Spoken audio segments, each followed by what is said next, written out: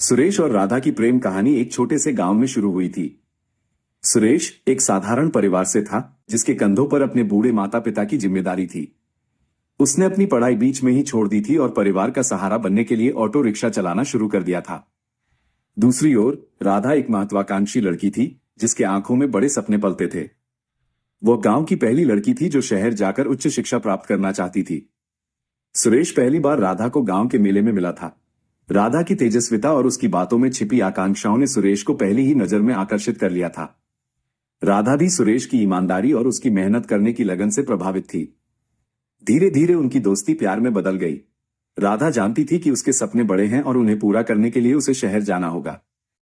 सुरेश ने हमेशा उसका साथ दिया। उसने अपने सीमित संसाधनों में भी राधा को शहर भेजने और उसकी पढ़ाई का खर्च उठाने का वादा किया। सुरेश दिन रात ऑटो चलाता, हर सवारी से बचाए हुए पैसे राधा की फीस और किताबों के लिए जमा करता। शहर में राधा ने पूरी लगन से पढ़ाई की। वो जानती थी कि सुरेश कितनी मेहनत कर रहा है ताकि वह अपने सपनों को साकार कर सके। उसने भी खूब मन लगाकर पढ़ाई की और जल्द ही उसे राज्य लोक सेवा आयोग की परीक्षा के बारे में पता चला। पुलिस विभाग में एक प्रतिष्ठित पद उसे अपनी पहचान बनाने का अवसर दे सकता था। सुरेश ने राधा को हमेशा प्रोत्साहित किया। वह अक्सर उससे मिलने शहर आता, भले ही उसे एक दिन की कमाई का नुकसान होता। वह राधा को प्रेरित करता और उसके आत्मविश्वास को बनाए रखता।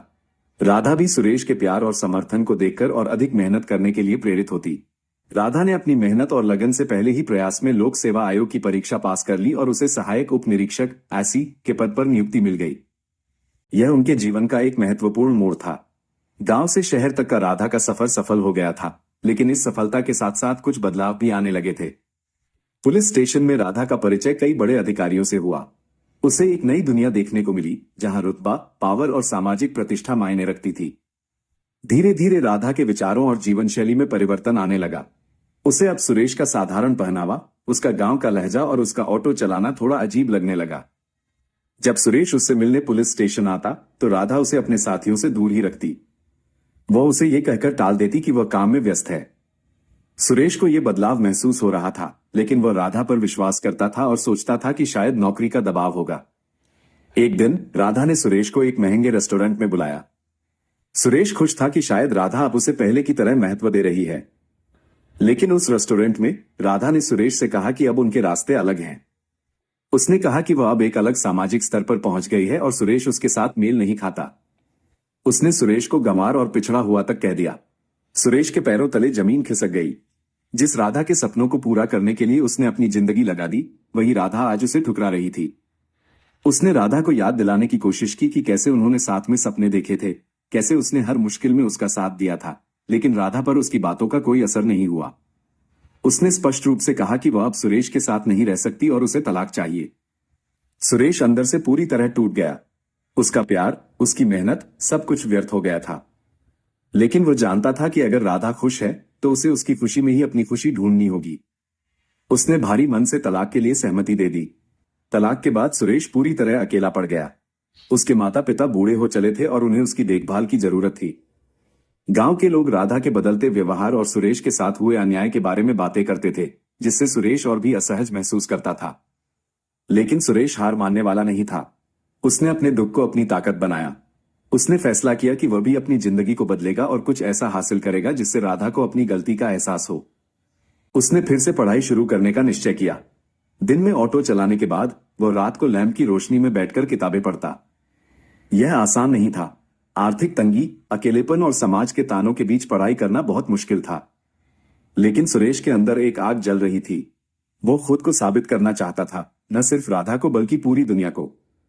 उसने दूरस्थ शिक्षा के माध्यम से अपनी स्नातक की डिग्री पूरी की और फिर लोक सेवा आयोग की परीक्षा की तैयारी में जुट गया।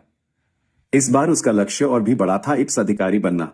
उसने कड़ी मेहनत की, अपनी कमजोरियों पर काम किया और अपनी ताकत को पहचाना। कई सालों की अथक मेहनत और लगन के बाद सुरेश ने आखिरकार वह मुकाम हासिल कर लिया जिसका उसने कभी सपना देखा था। उसने इप्स की परीक्षा में शानदार रैंक हासिल की और उसे उसी राज्य में पुलिस अधीक्षक एसपी के पद पर नियुक्ति मिली जहां राधा इंस्पेक्टर के तौर पर काम कर रही थी। सुरेश ने अपनी नई जिम्मेदारी को पूरी निष्ठा और ईमानदारी से निभाया। वो कानून व्यवस्था को बनाए रखने और अपराध को कम करने के लिए दिन रात काम करता रहा। उसकी कार्यशैली और उसकी ईमानदारी ने जल्द ही पूरे विभाग में उसकी पहचान बना दी। एक दिन एसपी सुरेश को अपने जिले के सभी पुलिस स्टेशनों का निरीक्षण करने का आदेश मिला।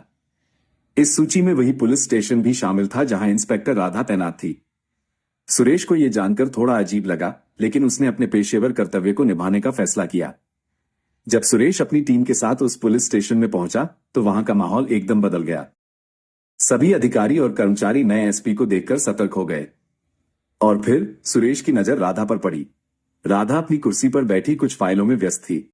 जैसे ही उसने ऊपर देखा और सुरेश को एसपी की वर्दी में अपने सामने पाया तो उसके चेहरे का रंग उड़ गया। वो अपनी आंखों पर विश्वास नहीं कर पा रही थी। यह वही सुरेश था जिसे उसने कभी गंवार कहकर छोड़ दिया था और आज वो उसका बॉस बनकर आया था। कमरे में एक अजीब सी खामोशी छा गई। सुरेश ने राधा को पहचाना, लेकिन उसने किसी तरह अपने भावों को नियंत्रित किया। उसने सभी अधिकारियों और कर्मचारियों से औपचारिक रूप से मुलाकात की और फिर स्टेशन के कामकाज का जायजा लेना शुरू कर दिया। सुरेश ने पेशेवर तरीके से फाइलों की जांच की, कर्मचारियों से बात की और स्टेशन की व्यवस्था के बारे में जानकारी ली। उसने कहीं भी राधा के साथ व्यक्तिगत रूप से बात नहीं की, नहीं उसने अपने अतीत का कोई संकेत दिया। उसका व्यवहार बिल्कुल सामान्य था, जैसे कि राधा उसके लिए सिर्फ एक अन्य इंस्पेक्टर हो। राधा पूरी तरह से हक्की बक्की रह गई थी। उसे उम्मीद थी कि सुरेश उसे देखकर गुस्सा होगा या उसे अपमानित करेगा, लेकिन सुरेश का शांत और पेशेवर रवैया उसे और भी परेशान कर रहा था। उसे अपनी गलती का एहसास होने लगा। उसने उस आदमी को ठुकरा दिया था जिसने उसे कभी इतना प्यार किया था और उसके सपनों को पूरा करने के लिए अपनी जिंदगी लगा दी थी। और आज वही आदमी उससे कहीं आगे निकल गया था। निरीक्षण के बाद सुरेश अपनी टीम के साथ स्टेशन से रवाना हो गया। राधा उसे जाते हुए देखती रही। उसकी आंखों में पश्चाताप और दुख के आंसू थे। वो जानती थी कि उसने एक अनमोल इंसान खो दिया था और अब उसे कभी वापस नहीं पा सकती। इस घटना के बाद राधा की जिंदगी पूरी तरह बदल गई। वो अब पहले जैसी अहंकारी और घमंडी नहीं रही। सुरेश को एसपी के रूप में देखकर उसे यह एहसास हुआ कि बाहरी दिखावे और सामाजिक स्तर से कहीं ज्यादा महत्वपूर्ण इंसान की मेहनत, लगन और उसका चरित्र होता है। उसने अपने सहकर्मियों के साथ भी अपना व्यवहार सुधारा और अपने काम पर और अधिक ध्यान देने लगी। उसके अंदर एक बदलाव आ गया था जो उसे एक बेहतर इंसान बनने की राह पर ले जा रहा था। दूसरी ओर सुरेश अपनी नई जिम्मेदारियों में व्यस्त था। उसने कभी भी अपने अतीत को अपने वर्तमान पर हावी नहीं होने दिया। वो जानता था कि बदला लेने से उसे खुशी नहीं मिलेगी। उसकी असली जीत उसकी सफलता थी जो उसने अपनी मेहनत और लगन से हासिल की थी। सुरेश ने अपने काम के माध्यम से समाज में एक सकारात्मक बदलाव लाने का प्रयास किया। उसने गरीबों और जरूरतमंदों की मदद की और हमेशा न्याय के साथ खड़ा रहा। उसकी कहानी पूरे जिले में प्रेरणा का स्रोत बन गई। लोगों ने देखा कि कैसे एक साधारण ऑटो रिक्शा चालक अपनी मेहनत से एक उच्च पद पर पहुंच सकता है।